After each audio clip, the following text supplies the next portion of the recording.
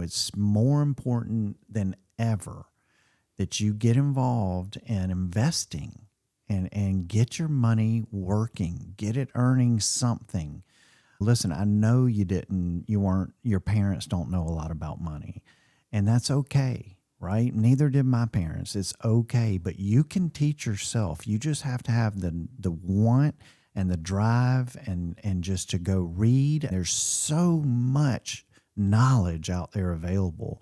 I mean, you've got the internet at your fingertips. I didn't have that when I was your age.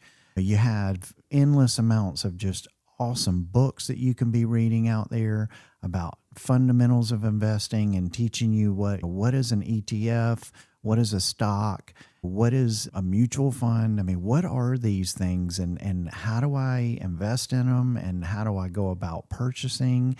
And nowadays with Robinhood and all of these super just at your fingertips, it's easier than ever to get involved. And, I can tell you that if you just take a look for most of these kids nowadays, if you just take a look at how much money they spend on two things, and what are the two things I'm going to say, Mitch? I'm going to say eating out. Going to say...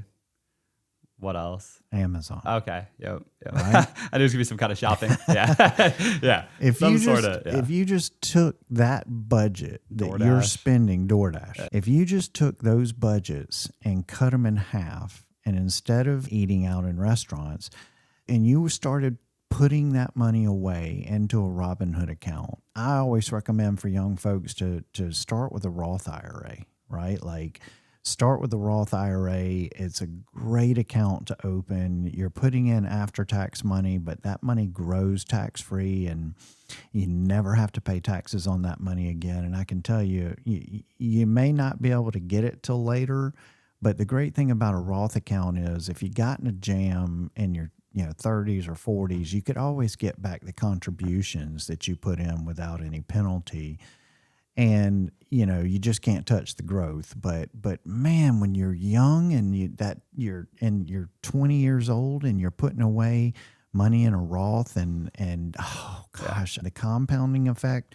If you make 10% a year, just think about that. You put in $100, now you got $110. Now you're getting 10% on $110. So now it's just compounding on top of itself. And that just blows up over 20 years. And you would be amazed at how much money you can save. And that's tax-free money. I mean, that's an opportunity to put yourself into a really good position by the time you're in your 40s. I mean, you can have significant assets. And it just kills me that these kids are so afraid today of investing. And we try so hard here at ClearPath to make sure that we're sharing knowledge and that we're giving people power and money. And, money is it's a funny thing, man. You either have it or you don't. And, there's a lot of people out there and there's a lot of people out there that have a lot of money, but don't know much about money. No. And they're maybe really good at their job, or they're really good at, they have certain skill sets that have allowed them to accumulate a lot of money, but they don't understand money. They don't know money. So, that's what we're going to address in this podcast. What we're going to address in a lot of the podcasts coming forward is we're just going to talk about money and how do we deal with it? What's our relationship with it? When I ask somebody, what is your relationship with money? That's a heavy question. That's a heavy question, right? And a lot of people don't think about that. No. And like, what is my relationship with money? And how do I feel about money? And how do I use money? And I think in order for you to really understand that, you got to put some thought into it and really get clear on how money impacts your life. I love a really good thought process that I like to go through with folks is to ask them, if you woke up tomorrow and you had more money than you could ever need, and you didn't have to, you no longer had to go and work and chase the mighty dollar, and you really had the freedom at that point to do anything you wanted to do, who would you be? It's a scary question for most people. Right? It's really scary.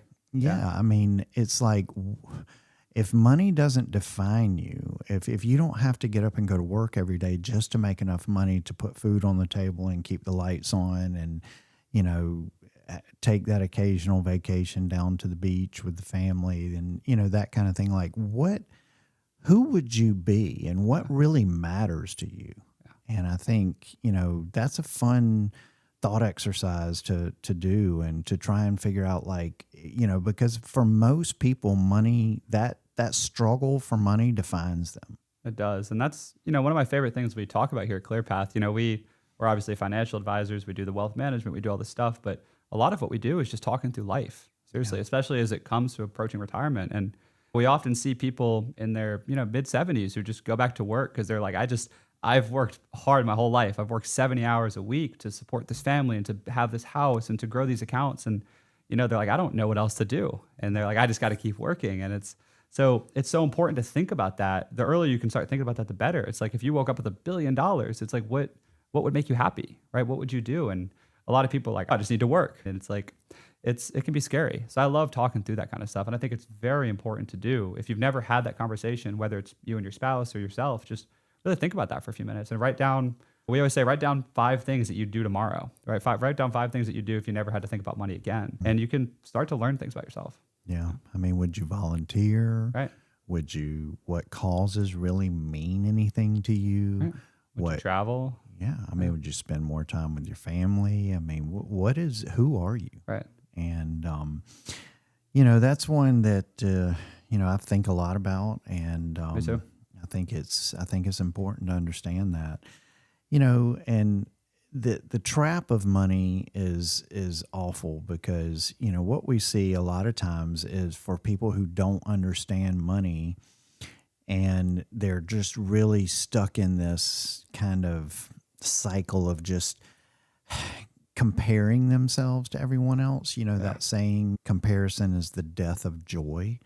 And I believe that I do too. Deep down in my heart, that I see it so much. And for people, that look around and say, why don't I have what they have? Why don't I have that big house and the nice cars? And why can't I take the vacation? You can't get caught up in that.